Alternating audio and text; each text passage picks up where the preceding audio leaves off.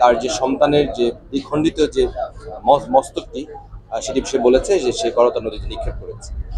কাল থেকে নিখোঁজ, যাই মারছে তাই আমাদের সাথে ঘুরে দিচ্ছে।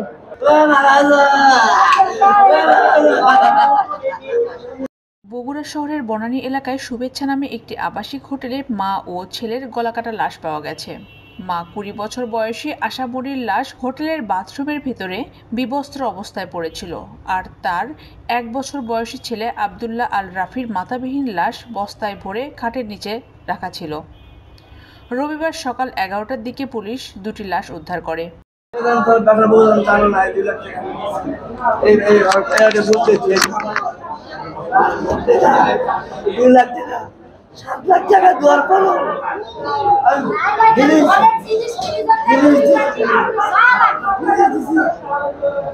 কিছু জিনিস দিতে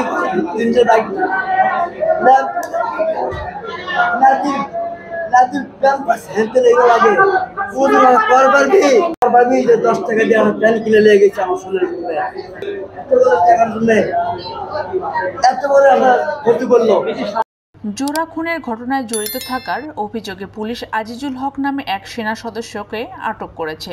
আজিজুল হক নিহত আশামণির স্বামী। তার বাড়ি বগুড়া জেলার ধুনট উপজেলার কালের পাড়া।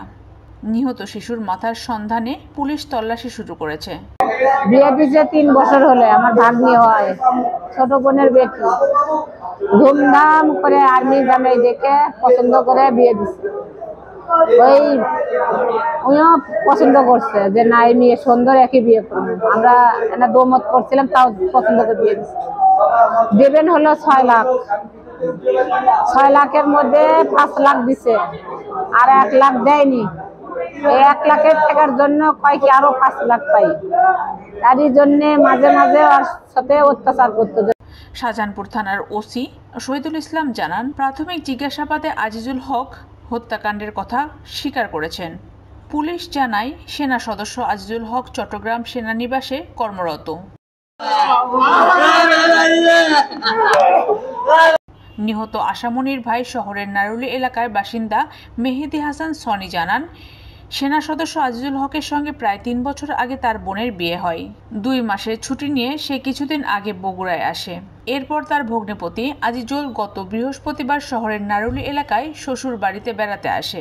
তিনি বলেন, বেড়ানোর কথা বলে আজিজুল হক তার বোন ও ভাগ্নেকে নিয়ে শনিবার বেরিয়ে পড়ে। আপনারা কেউ যদি কোথাও যাতায়াতে থাকেন তাহলে আমাকে একটু জানাবেন, তাই করে নাম্বার দিছে।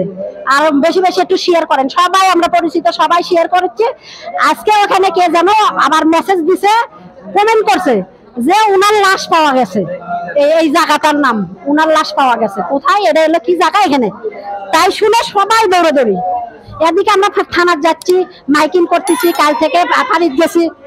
কাল থেকে নিখোঁজ, যাই মারছে তাই আমাদের সাথে ঘুরে দিচ্ছে। আমরা বিশ্বাস করি যে না, এর মতো মানুষই হয় না। নামাজ পড়ে, সেই ব্যবহার, কেসাল ঝগড়া করেন না বইয়ের সাথে, তাই কিভাবে কি করবি? আমরা একদম বিশ্বাস করিনি। ও বলে এখন স্বীকার করছে যে ওই হোটেলত মারা না কি জানি, আমরা সেই অনুযায়ী আছি। শুভেচ্ছা হোটেলের ব্যবস্থাপক রবিউল ইসলাম জানান, শনিবার সন্ধ্যার পর আজিজুল হক তার স্ত্রী ও 1 বছর বয়সী সন্তানকে নিয়ে দোতলার একটি কক্ষে ওঠেন। এরপর রাত 11টার দিকে তিনি হোটেল থেকে বের হয়ে যান। রবিবার সকাল 11টার দিকে আজিজুল হক হোটেলের কক্ষের ভাড়া পরিশোধ করতে আসেন, কিন্তু তখন তার সঙ্গে স্ত্রী ও সন্তান না থাকায় আমাদের সন্দেহ হয়। এরপর আমরা তাকে আটক করে পুলিশে খবর দেই। পরে পুলিশ এসে ওই কক্ষের ভিতরে আজিজুল হকের স্ত্রীর গলাকাটা বিবস্ত্র লাশ বাথরুমে এবং বস্তাবন্দি মাথাবিহীন সন্তানের লাশ দেখতে পান।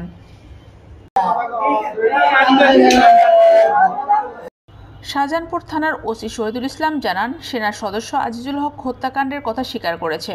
তাকে জিজ্ঞাসাবাদ করা হচ্ছে। তার দাবি, সে সন্তানের মাথা পাশের করতোয়া নদীতে ফেলে দিয়েছে। নিহত শিশুর মাথা খোঁজা হচ্ছে। এ সময় ঘটনাস্থল পরিদর্শন করেন বগুড়া পুলিশ সুপার সুদীপ কুমার চক্রবর্তী।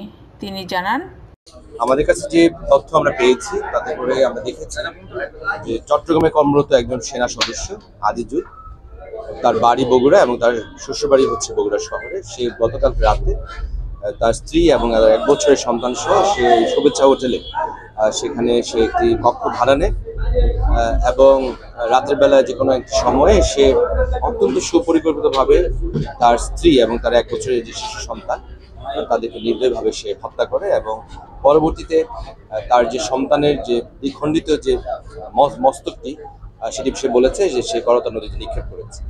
তো আমরা ইতিমধ্যে যে আজিজুল তাকে আমরা আমাদের নিয়ন্ত্রণে নিয়েছি।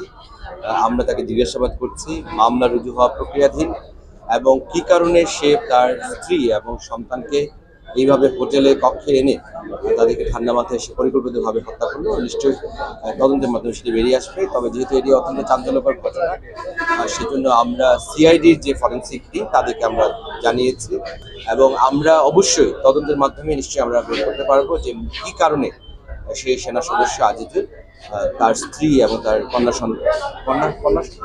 ছেলে সন্তান 1 বছর বয়সী তাকে নির্দয়ভাবে হত্যা করেছে। এখন আমরা যে কক্ষটি যে হোটেল কক্ষ সেটিকে আমরা সিলগালা করে রেখেছি সিআইডি টিম আসা করতে। আরেকটি বিষয় যে সে গতকালকে কিন্তু ভিন্ন পরিচয় এই হোটেলে কিন্তু সে উপস্থিত হয়েছিল, তার ভিন্ন পরিচয় দিয়েছিল এবং সে কালকে রাতে চলে যায়। আজকে সকালে যখন সে তার দেনা পাওনা মেটাতে আসে তখনই যে হোটেলে যারা তাদের সন্দেহ হয়, পরবর্তীতে তারা পুলিশকে খবর দেয় এবং পুলিশ এসে তাকে আটক করে এবং আমরা এখন পরবর্তী যে আইনানুগ ব্যবস্থাগুলো সেগুলো যথাযথভাবে